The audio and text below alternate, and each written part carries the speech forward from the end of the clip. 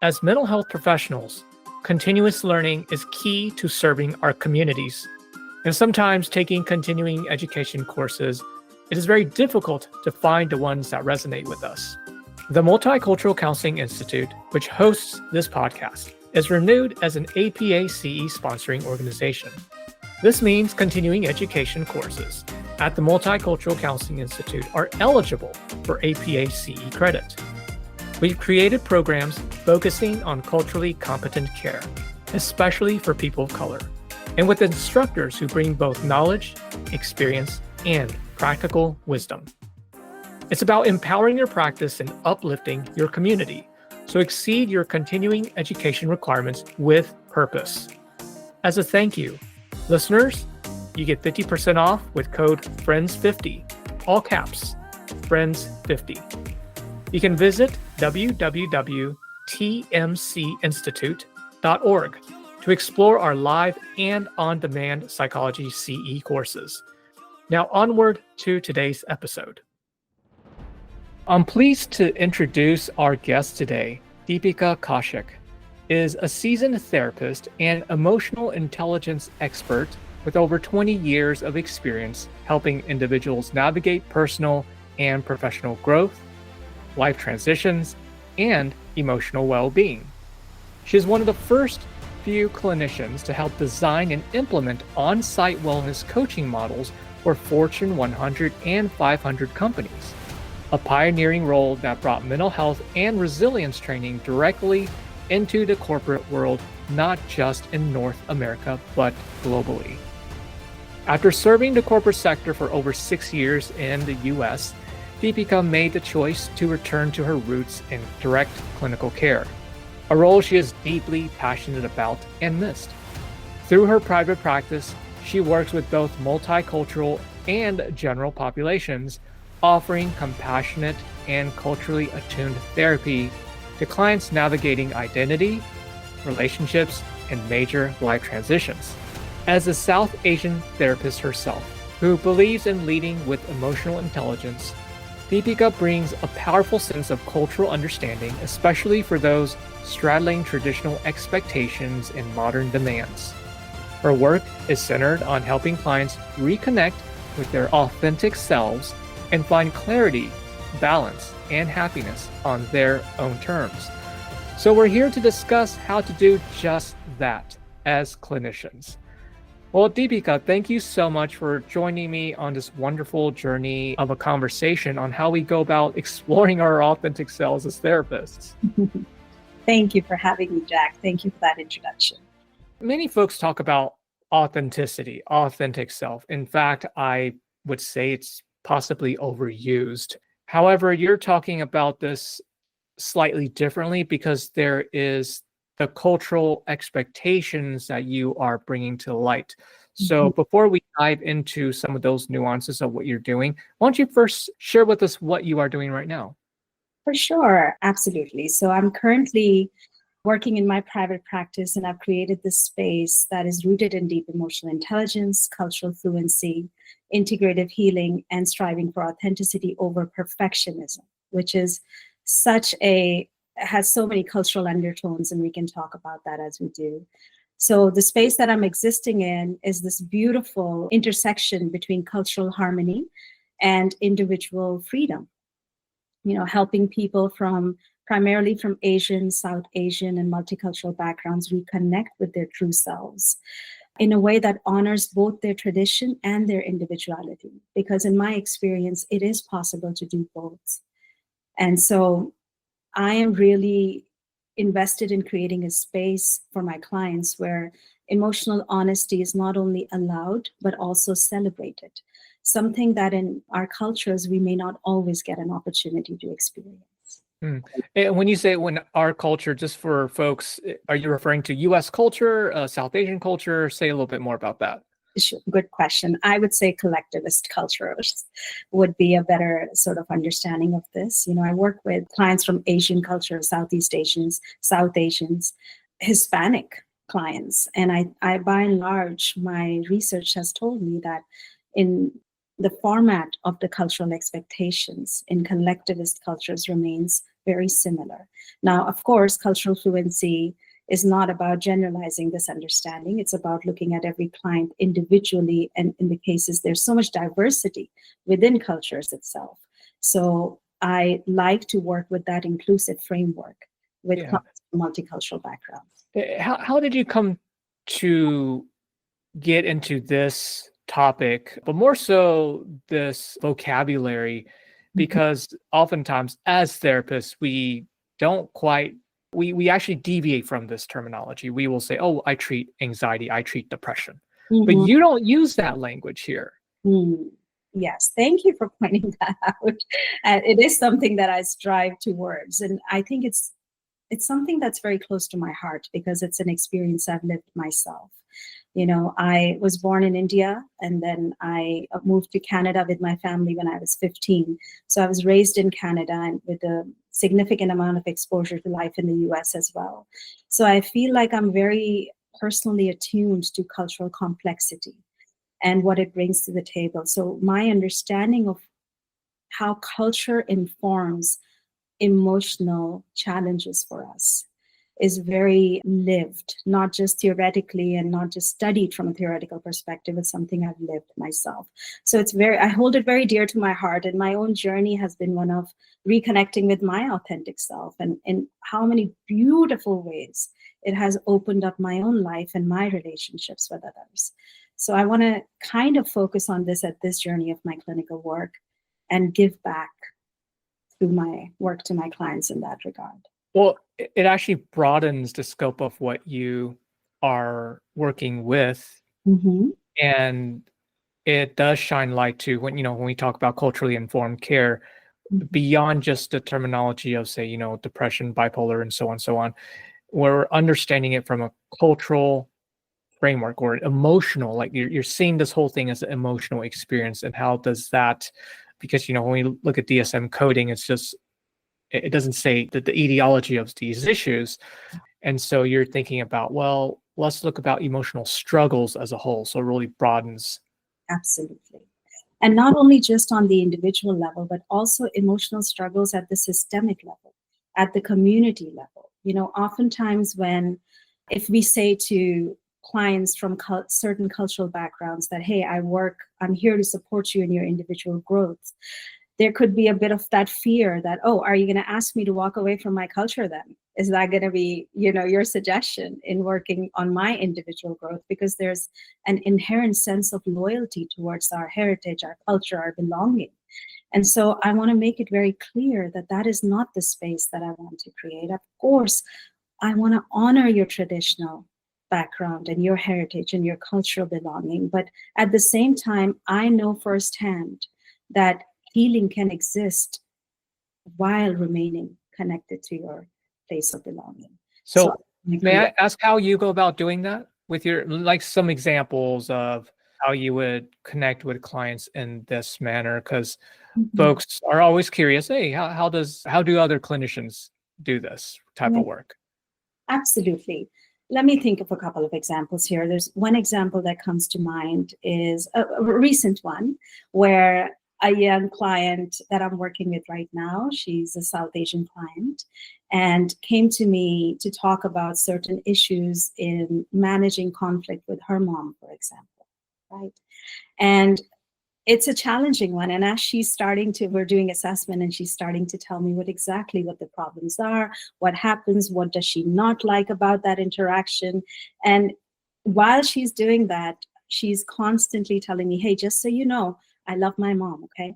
My mom's a great person. I just want you to know I'm telling you these challenges, but I want to make sure that I know why my mom did this, but I'm just saying I'm having a hard time dealing with it.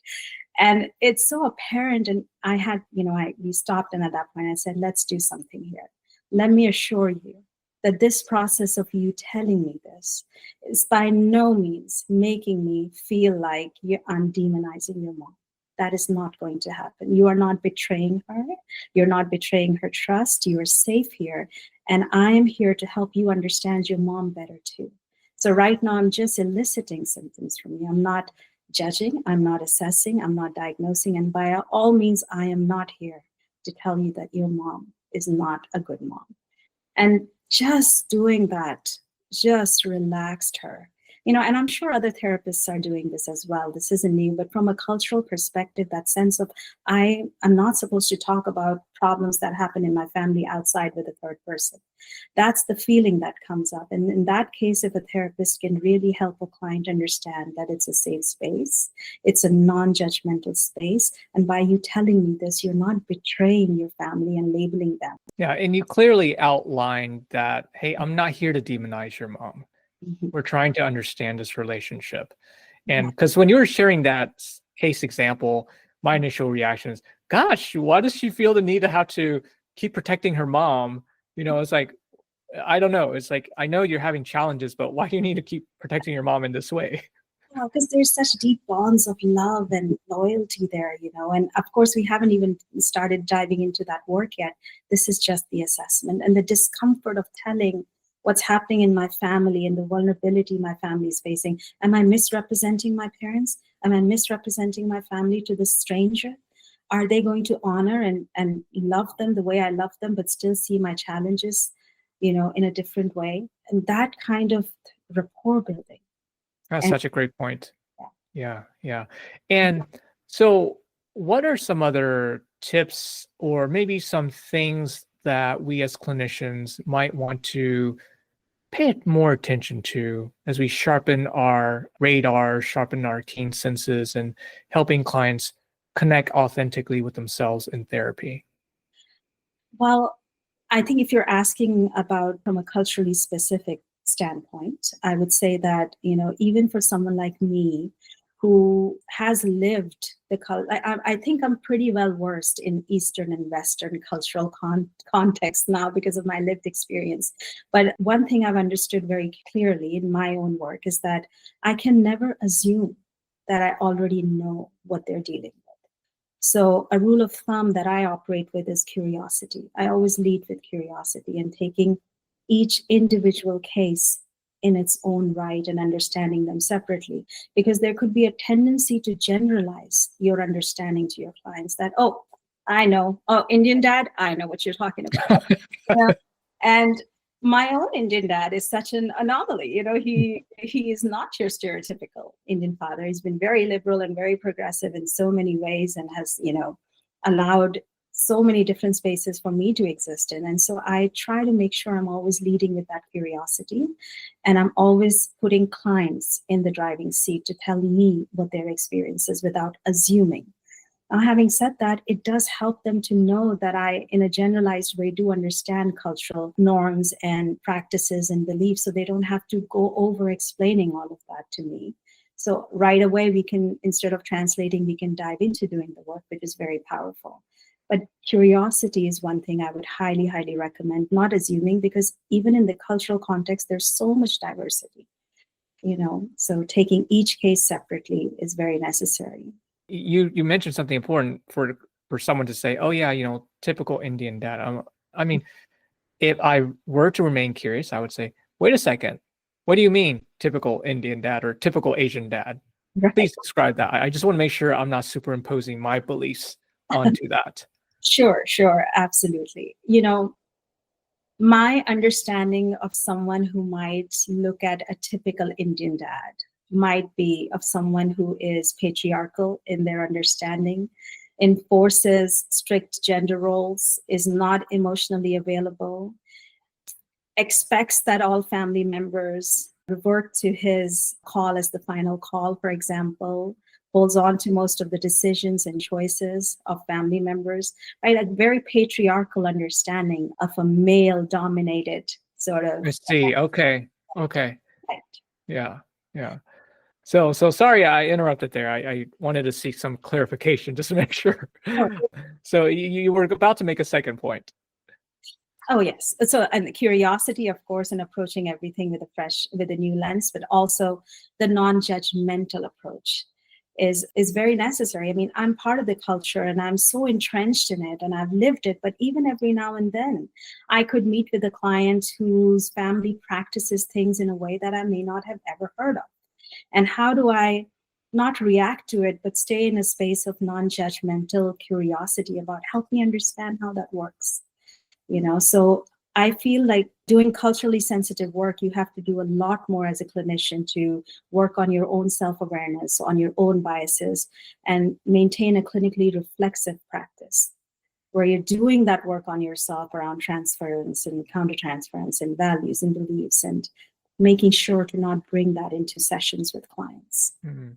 And There's also an invitation piece. Like I hear the way you're inviting the Mhm. client, in this case, to have that dialogue with you. Help me understand how this is important for you. Help me, right? You're engaging in the process together. Right, right. Like for example, a case where let's say that a client might come and this isn't, I'm just making this up, but this could be a case that where somebody comes and says, hey, I was promised to be married to this person at this age. And you're a modern Indian woman and you're a therapist and you're doing this work. And that could be like, excuse me, Yes. right. But doing that inner work to know that no matter what the client brings to the table is honoring where they're at with that understanding. And so checking myself before I get into a session is very important for me to make sure I'm putting my own assumptions and judgments to the side and showing up for my client in that way. The third point that I would make is essentially working with South Asian populations. One thing becomes very apparent is that the culture tends to focus on the medical model of interventions. What that means is if a doctor prescribing an intervention to me is what I would relate to. And so as a therapist, while I'm encouraging clients to connect with their authentic selves, one of the most important things I want them to connect to is their own ability to critically think for themselves and develop critical reasoning, something we don't encourage in our culture. So I try very hard to not be a prescriptive provider. I try very hard to be a collaborative one, where my role is to empower them to be able to think and solve life's challenges on their own. And I'm the supportive guide that supports that. Mm. I can see how, as you had mentioned, the expectation or a traditional parent is that, their way is the way. And so for kiddos who are growing up in that environment, yeah, I'm not being reinforced to think critically because I must just take my parents' wills and wishes as they are. Right, exactly. Yeah. Hmm. Well, is there anything else you'd like to share with us about your practice and your work? Well, one of my taglines these days is that in this world of artificial intelligence, I want to make sure I remain a voice of emotional intelligence. Yes. And honestly, I feel that that's what we need right now more of, And so this is the message that I really want to spread is that vulnerability doesn't have to be a scary thing. And in a culture where we highly invest in appearing perfect, we don't talk about vulnerability. We are always striving for perfectionism. One, it doesn't exist. Two, it is guided by this all-consuming thought, as Brene Brown would say, of what will people think? And I'm here to invite people to look at mental health and vulnerability differently. That by talking about it, we are really modeling healthy striving, which is a more realistic expectation of success in life. So let's redefine success together. What it looks like, let's redefine healthy striving and get rid of this word perfectionism would be my message if I could. Yeah. Yeah, you're totally right on that because a lot of the artificial intelligence AI stuff, even images, right? Image generators, it's, they try to make things very smooth and perfect, and it is very unrealistic. It's like photoshopping, right? This whole digital world tries to take away the imperfections that is necessary for growth and change to happen. So thinking about how, you've shared with us a little bit about your early experience, living both in Canada as well as in the United States. So as well as some of your work with corporations. So share with us any memorable events or circumstances that influenced how you got into the work of therapy. Oh, sure. So many layers that have added to me being where I am today. I think even as a child, I was always labeled as the emotionally sensitive one, which I now know was my emotional intelligence. Thank you very much, because I feel I was always attuned to, growing up in a culture where I noticed that there are relationships where people never resolve conflict. If you're hurt, if somebody has said something and hurt you, why can't we have conversations about it? Why must we always cover it, buried under the rug and move on? And so I grew up observing a lot of these things, which in my mind I thought, why can't we just talk about these things and come to a happy resolution together? And then the biggest emotional incident of my life would have to be when we immigrated to Canada. I was born and brought up in New Delhi, which is one of the most populated cities in the world, and a thriving social life and community. And I identify as an extrovert, so I thrive on social interactions. And we came and immigrated to a small town called Sarnia, Ontario, which is like a village. Oh, It was a very difficult experience, not only in terms of being accepted by the community there, but also just rebuilding ourselves from scratch. So my parents were in the same boat as my brother and I were in. We were trying to figure life out. I remember at one point just begging my uncle to drive us around in the town so I can see one person on the street. So wow. it was My pretty. goodness. It's an isolating experience. And going to high school was a jarring and traumatizing experience because nobody at the time helped us assimilate and understand what the expectations were, how to dress, how to do anything else, and so interestingly so, the most discrimination we faced were from our own community. So from kids who were born and brought up there from South Asia. Oh gosh. Yeah. Oh, It was that is very unfortunate and frankly just hurtful. Thank you for validating that. It really was. But it was a learning experience. That whole experience was so isolating. And that's when I feel for the very first time in my life, I experienced what true depression really feels like. And I remember just breaking down in front of my parents and saying, I can't make sense of this. We need to go back. You have to help me. And as well-intentioned as my parents are, they were struggling with their own adjustment at the time. And so I remember going into school and a teacher said, do you know that we have guidance counselors here? Why don't you go speak to a guidance counselor? And I happened to speak to a guidance counselor who happened to be an elderly Asian man. And for the first time, the idea of, should I go tell a stranger what I'm struggling with or what my family is struggling with? But it turned out to be the most profound experiences I ever had. But I felt this feeling of validated. He heard me, he listened to me, and he supported in the best way that he could. But just the thought of the experience of being able to tell somebody I'm struggling and them normalizing it for me was so powerful. And of course, he offered some suggestions and they were helpful. But that was the time I remember thinking to myself, this is what I would like to do someday. Oh, wow. Yeah. Wow, such an impact that he had. Wow. Wow. And And you must have felt, in addition to impact, you felt in healed or at least uplifted and like you said, heard and oh wait, this feels good. absolutely. Right. Other people who are struggling with this. Absolutely. It was a normalizing experience. So I really appreciated that. So that was one of the turning points for me. And then of course, as I started to grow older, I realized that, friends would just naturally come to me and they would feel better after talking to me. So that was Yeah. superpower here. So I was always a science student, as you know, in my culture, hey, you got to be a doctor or an Yes, I'm nodding. right. So I made a decision after high school of telling my dad that I want to study psychology and this is what I want to do. And at that time, mind you, nowadays, I'm so happy to see we've normalized talking about therapy and mental health. But at that time, it wasn't that normalized.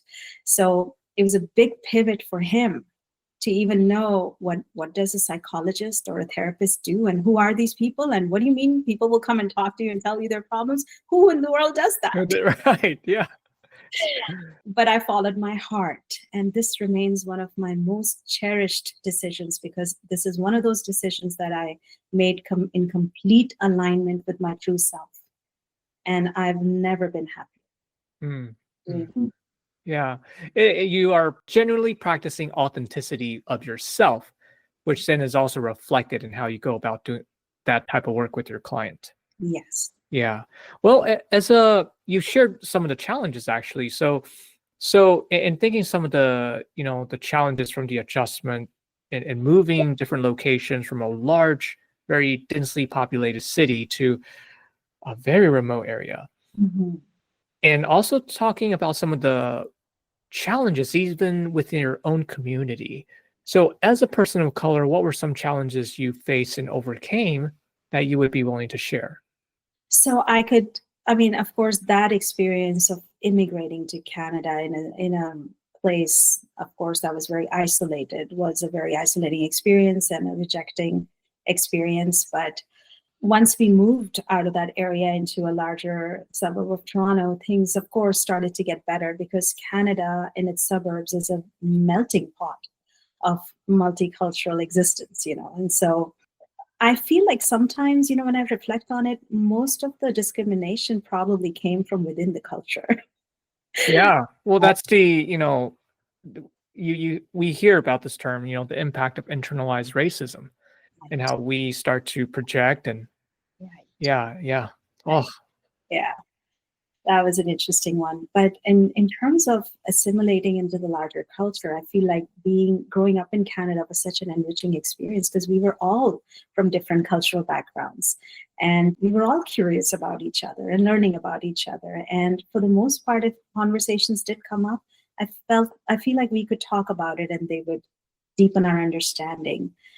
I do remember of one incident that happened when I first started working as a clinician, for this organization, which, by the way, became a learning ground for me for a decade of my career. But when I had first started out, I was working as a clinician for a very intensive care unit for children and families. And part of my role was to represent my clients at a multidisciplinary format. And so school boards, children's protective services, psychiatrists, psychology, teachers, doctors, everybody, and bringing that advocacy to the table. And I remember earlier on, I walked into one of the meetings and I've always, prided myself on preparing really well and knowing my subject matter really well. So I walked into that meeting. I think I killed it. Everybody came to me after the fact and just congratulated me on how well I advocated for everything. I came back to the office and I was immediately pulled into a meeting with my supervisor, who white Canadian woman. And she said that, hey, this clinical director who was at this meeting, she observed your performance today. And I for sure thought she was going to congratulate me on how well I yeah. Given the feedback you got. Yeah.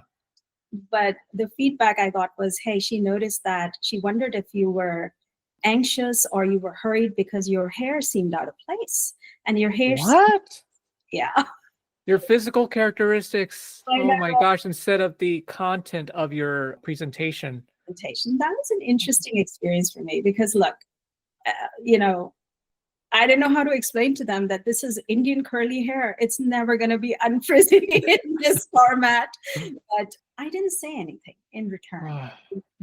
What I remember is after a month of that, I attended another meeting with the same supervisor and another colleague who is another Canadian white woman, a little bit older than me. And the supervisor noticed this colleague interacting with a client in a certain way and called her over and said, hey, I'm not sure if I agree with your approach there.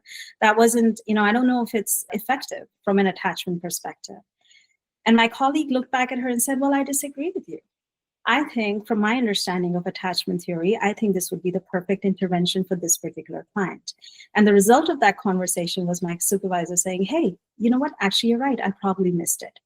And that was such an eye-opening experience for me because it made me question, why was I so hesitant in speaking and presenting my viewpoint when that feedback was given to me? Whereas this colleague of mine, who's the exact same position as me, was so comfortable in presenting her opinion and expressing herself to an authority figure without any issues.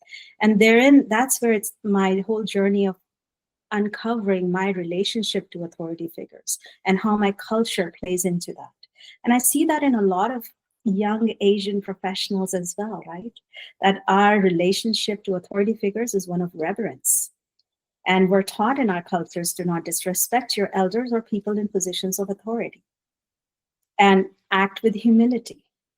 And so I questioned a lot of that. And from that point on, I became somebody I practiced intentionally of being someone who was comfortable, who became comfortable with taking space. And my relationship with authority figures transformed. So that would be a powerful experience. Yeah, it took some modeling from colleagues to observe that this was even a possibility. From colleagues who were not from my cultural background. Yeah. They weren't burdened with the same, not burdened, but they weren't probably relating to authority in the same way. Because, what I would notice in my non-Asian friends and colleagues is that in their families, it was perfectly acceptable to question parents. Critically ask questions. Why? Why do we do that? Well, I don't believe in that. Why do you think I should do that? And yes, it creates more work for parents. It does. But it encourages your ability to think about things yourself, and be able to express yourself and have a voice. Yeah. Yeah. That's So for you, what does it mean to be a South Asian therapist? hmm, wow. Hmm. I take it as a sense of responsibility. I am somebody who has lived the experience of being a South Asian woman, and both personally and professionally. So for me, being a South Asian therapist is a responsibility to bring those parts of myself to helping others who might also be struggling with finding their individuality within the culture. So for me, it's I feel blessed that I had all of these experiences. And I feel blessed to have had the kind of parents who supported me in self-actualizing in whatever I needed to do, whatever way I needed to do it. And so I want to give back as part of my work to those who might still need that voice and support in their lives. I feel empowered in being a South Asian therapist and knowing what I know and the knowledge that I have to hopefully help in a powerful way. Yeah. And so, Deepika, how can we support you? I would love it. I think you already are supporting the cause, Jack, through this podcast. I've been listening to all of the episodes that you've been recording, and it is helping spread the more awareness about the work that we do and the space in which we exist. In our profession, we don't ask for testimonials from our clients, and for rightful reasons, because we don't want to prey on vulnerability of our clients to put them in that position. But I feel like there's still a necessity for us to talk about the benefits of the work that we are doing, so that more people can hear it and we can reach more people and they feel more empowered in reaching out for support.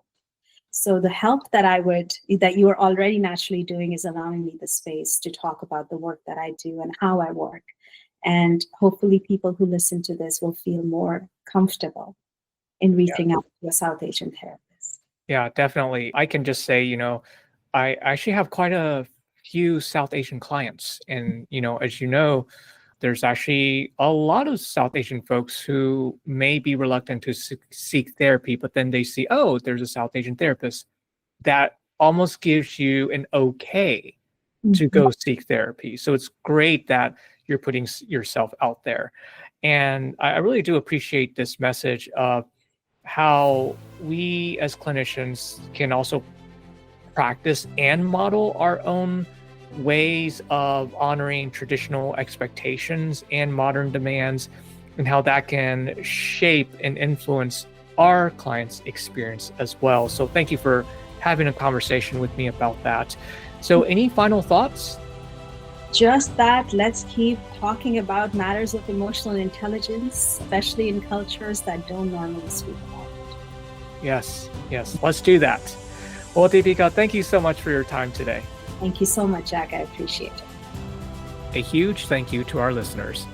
If you enjoyed this episode, please share and subscribe to People of Color in Psychology. You can also support us by registering for continuing education courses or making a one-time donation on the Multicultural Counseling Institute's website. Their feedback is important to us, so feel free to send an email, a message on LinkedIn, or leave a voice message on our website. Until next time, this is your host, Jack Sun.